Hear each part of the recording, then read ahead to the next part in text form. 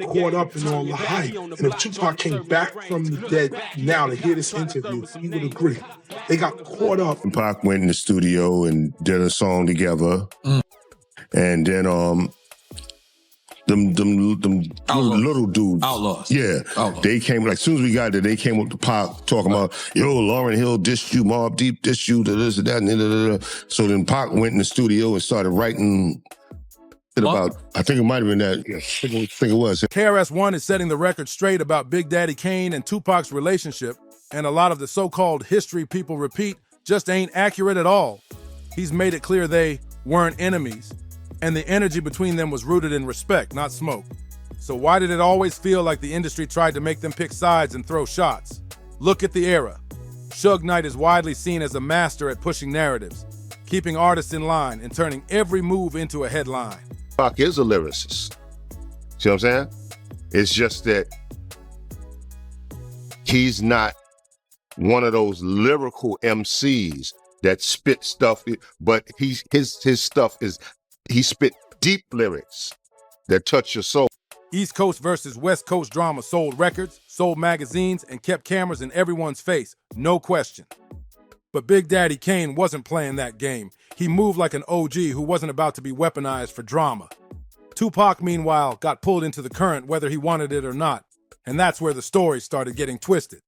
Didn't Eric B try to sign you to Death Row East at one point? Yeah. What happened with that? He called and said, Suge trying to, build a Death Row East, man. I think it might be a good look for you. So I went out there, and like when I walked in, these two big-ass Rockwallers came, and then Suge, he comes out the back. They come running around, sniffing around me and stuff, sits down with his cigar, sits his cigar down and does this. And both the dogs ran and sat down next to him. So I'm like, okay, this one of them meetings. He said, well, what you want? A $400,000 advance. Why you ain't just simply say $500,000? Man, you Big Daddy Kane, man. I can't see myself signing you for less than $1 million. I gotta give you $1 million because you're already a household name. But then he was like, well, yo, look, I don't know how you doing financially, but if you want, I can just give you $100K in the morning. That's when I knew it was time to go. I was like, you just gonna give me $100,000 with no agreement? Nah, I was like, I'll let you know tomorrow. And then I went and switched my flight to like a 6 a.m. joint. Got the KRS-One has hinted any tension folks remember was industry manipulation more than real-life conflict, and that changes the whole picture. Behind the scenes, there was real mutual respect, grown man conversations, creative back and forth, and link-ups that never made it to tape. There were talks, ideas, and moments the public never heard, but the vibe was never hate. I understand they got caught up in all the hype. And if Tupac came back from the dead now to hear this interview, he would agree. They got caught up in the hype. And Public Enemy prophesies, don't believe the hype. Don't believe the hype. And they got caught up. Biggie, they all got caught up. And it's a shame because we ain't supposed to go out like that. More like two giants who recognize the greatness in each other. Run it back to the mid-90s. Suge was expanding with Death Row East to plant a flag on the East Coast, a calculated power move to lock down both sides of the map. And who better to headline than a Brooklyn legend with surgical bars, Big Daddy Kane. Kane has said he was approached with a $100,000 advance and a deal that could have flipped the board.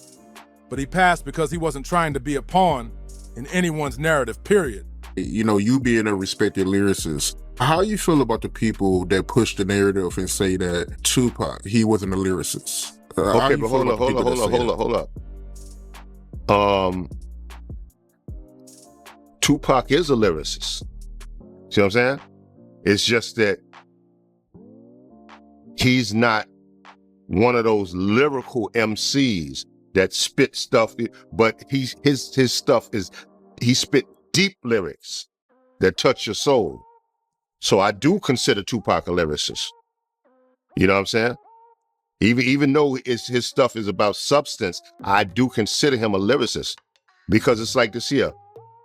You have to be lyrical to touch someone's soul, to make someone feel like, yo, I don't know this man, but he knows my pain. You see what I'm saying? So I do consider Tupac a lyricist. That single decision put him inside a storyline he never asked for, even while he stayed solid and independent of the chaos. Meanwhile, Pac was navigating label politics and nonstop pressure, which is why so much of the mythology around them sounds louder than the truth. He turned that offer down flat, saying he wasn't about to get sucked into that scene, and it instantly positioned him as neutral in a coastline battle that was heating up by the minute. That one move kept Kane out of the mess while the East Coast-West Coast tension kept climbing. The mathematics, you know, the 5% thing, you was kind of heavy in that, the knowledge of self. That was really woven into your rhymes when you first took off. When did you get introduced to that? Were you a 5%er or was you? Yeah, absolutely. I think I believe that I was introduced. I want to say 81, 82, somewhere around there. It's, with this knowledge of self and knowing who you are, when you came in the game and during that era, man, knowing who you were and where you came from was important, man. You got a lot of that from the 5% Nation and your teachings, the first 120 and all that? Yeah, I mean, you just said it, knowing who you are, so I mean, when you're studying your lessons, you're learning your history and, your rightful place in history, and things of that nature. So that was something that was very informative and helped to, mold and shape me as a better person. Let's be real. Kane felt the vibe was off because nobody hands you 6 figures with no strings attached, especially not in that era. If the bag looks too sweet, there's usually a leash on it, and he wasn't about to wear one. He knew the stakes were spiritual and business, so he didn't sell out, and it wasn't just about protecting himself either. Turning down Death Row East was Kane refusing to be used as a chess piece in some manufactured rivalry with Tupac, no matter how loud the storyline got. Despite plans to pit them against each other, the truth is, Kane and Pac had a respectful relationship. And that's not rumor, that's documented. KRS-One has said multiple times that Kane never had beef with Tupac, and he's even pointed out how much they actually shared in mindset and mission. Sadly, Pac still got swept up in the storm the industry kept spinning, and that's where the myths grew legs. Can't say it's an East Coast-West Coast rivalry, number one.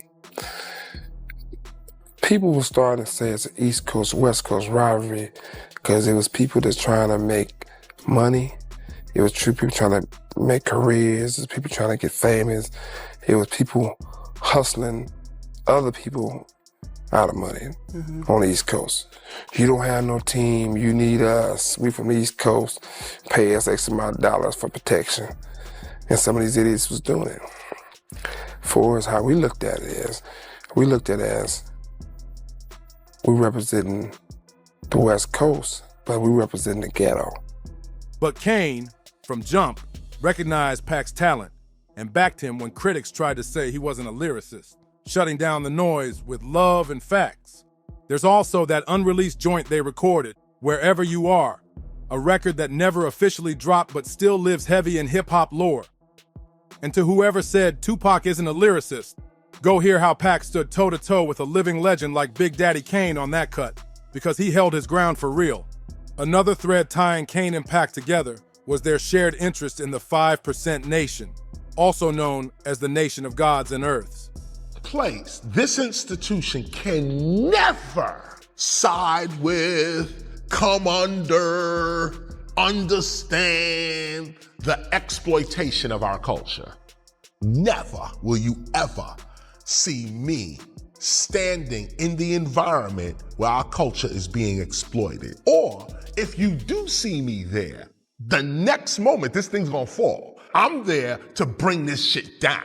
If you see me in a situation like that, you should say, yo, watch out. Something's about to happen. Turn your cameras on. Something's about to go down. Why is Chris here? Why is he here? Something's about to, he gonna say some shit right now that is gonna, Born in Harlem in the 60s, the movement is about knowing self, recognizing black people as the original people, and moving with purpose and power. Kane tapped in early in the 80s, and you can hear it all through the bars. Supreme mathematics, supreme alphabet, jewels tucked in between punchlines that hit different when you know the blueprint. Even on a record like The Wrath of Kane, the influence peeks through, adding weight to every line. Pac's path to those teachings was different. He wasn't formally initiated, but he absorbed the lessons through Baltimore days and through his mother, Afeni Shakur, a former Black Panther, who poured revolution straight into his veins. All of that happened afterwards was a ploy, and it was manufactured by Suge Knight. When you say ploy, I don't know what a ploy means. Here's the thing. It was a game plan. Right. It was a game plan to get him to go over there. It was a strategy. So if you think about back then, Tupac got convicted of rape, he went to jail. That sucker, Kevin Powell, did an interview for Vibe with Tupac. The writer, Kevin Powell. The light-skinned guy, I know him. And Tupac said, "Thug life is dead." He said, "I might be killed after this interview, but I want my truth to be known." Right? And he's doing the interview, right? Suge Knight goes to get him out of jail. Yeah. When Suge Knight got him out of jail, it's the first time you heard Biggie and Puff did it. That whole East Coast, West Coast shit was manufactured by Suge. Suge did that shit. But not the shooting. You're saying that. No. I'm talking about Okay. Just to be the clear. blaming of Puff and Big. That's why the themes of self-knowledge, empowerment, and fighting oppression show up in almost everything he created, loud and fearless. Everything Pac did, from interviews to lyrics, carried that same drumbeat of purpose, and Kane moved with the same code, even from across the map. Different coasts, same mindset, which is why the industry's "their enemies" script never matched the respect these two actually had for each other. Now here's where it gets real interesting. Suge Knight wasn't just a label boss. He curated storylines like a primetime producer. Death Row Records was booming, and Suge understood that controversy moves units, pulls ratings, and keeps lights flashing. East Coast-West Coast beef was the perfect promo engine, and he wasn't shy about revving it up. His play with Big Daddy Kane was subtle but sharp. Approach a certified East Coast icon with that Death Row East offer and tug him into a West Coast narrative without saying it out loud. With Death Row and Suge Knight and Snoop and Tupac against me, it's a war. That's the most craziest thing I ever heard of in my life. I get no stripes for slapping a female. I don't hit women. Or I'm a prayer in the week. So how I'm a war with a guy who ain't no man? You know, I don't have nothing against nobody out there who doing their thing. You doing your thing, you do it. But don't do an interview and say, well, the biggest war is between Death Row and my company. Death Row on a whole nother level. If they had a problem with us, we don't have a problem with nobody. Everybody know where we're at 24/7, either at the studio or at the office. If there's an event going on, we're gonna be the first ones in the front row having fun. At the Super Bowl, we're gonna be there betting, cheering. So we're not the one hiding. There's a lot of people who make up like stories to try to get themselves famous, like get themselves some yellow power. That's the wrong way to do it. You know, if you're gonna do it right. If you're gonna be with Death Row, have one of these. Kane's "nah, I'm good" didn't just block the paperwork. It turned him into a wild card, a neutral chess piece the press could frame as not picking sides, which made even silence feel loud. And Suge had a knack for that, making neutrality look like a statement, turning a pass into a headline, and letting the media do the heavy lifting for the storyline. Tupac didn't have the option to float above the fray once he signed that deal. He became the flagship, the face, the lightning rod, and the feud got stamped onto his brand overnight. Magazines, TV, and radio kept the volume up, and while Pac was naturally fiery, a lot of the friction with East Coast names got amplified, sometimes even manufactured, by label interests chasing attention. KRS-One peeped the play from jump, which is why he refused to dance for the machine and kept calling out how the industry exploits black artists for buzz and profit. He wasn't with the gimmicks, and he kept saying the quiet part loud so the truth didn't get buried under the hype. Suge wasn't moving solo on that East Coast versus West Coast push. The whole 90s machine had layers on layers, from execs to A&Rs to media gatekeepers, all with money on the line when tempers flared and headlines popped. Conflict meant covers, ratings, and a fast track to bigger budgets, so the system kept the tension loud. Magazines, TV, and radio knew the play. Turn every side eye into a storyline, chop interviews, trim context, and make it look like a feud where none really lived. Kane and Tupac were prime examples. Elite lyricists with strong codes and sharp minds, and when they crossed paths, the energy was respectful, not reckless. But the industry narrative flipped it, because peace doesn't move units like problems. And that's exactly what Suge and his allies understood. Fans who love drama will keep buying, clicking, and tuning in. And it wasn't just Death Row. East Coast power players, think Bad Boy and other big label brass, added their own sparks to the rivalry while claiming it was just competition. Suge simply had the brightest spotlight and the heaviest approach. He leaned on fear, loyalty, and street optics to keep artists in formation and the storyline airtight. Control the framework, control the talk, and suddenly the label's voice sounds like the culture itself. Pac didn't get the luxury of silence once he signed. His passion and fire made him the perfect lightning rod for a story that was being written around him in real time. East Coast, West Coast thing, it just got out of control.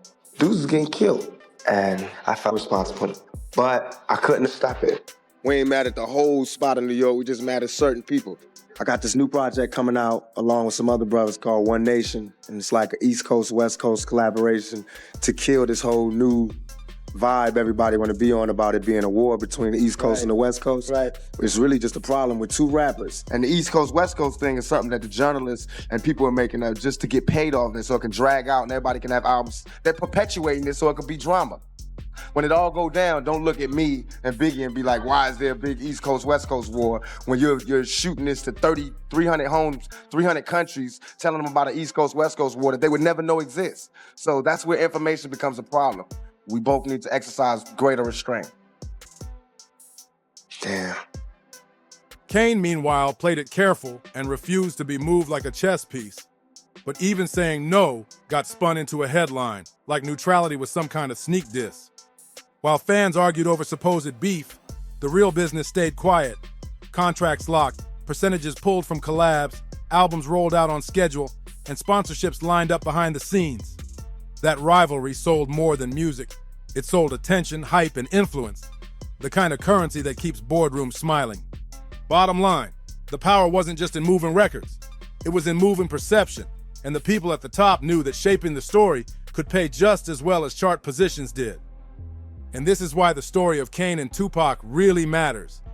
It exposes how the official history of hip-hop isn't always the full picture, just the loudest one. Suge and the execs who pushed that narrative cashed in on chaos, while the artists stood stuck in the crossfire, paying a price they didn't owe. Look back at the 90s and it's clear. The so-called East Coast versus West Coast battle wasn't just two coasts or two crews squaring up. It was a scripted spectacle with Suge playing lead director behind the curtain. Strings were pulled, headlines were shaped, and the cameras loved every second, even when the truth didn't match the hype. Kane and Pac never fit cleanly into that storyline, which is exactly why their real connection stayed buried under noise.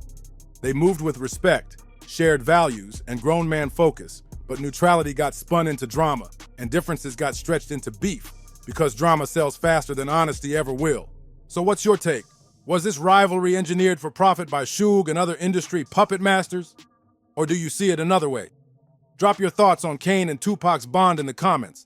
Smash that like, hit subscribe, and share this with someone who loves hip-hop history. See you on the next one.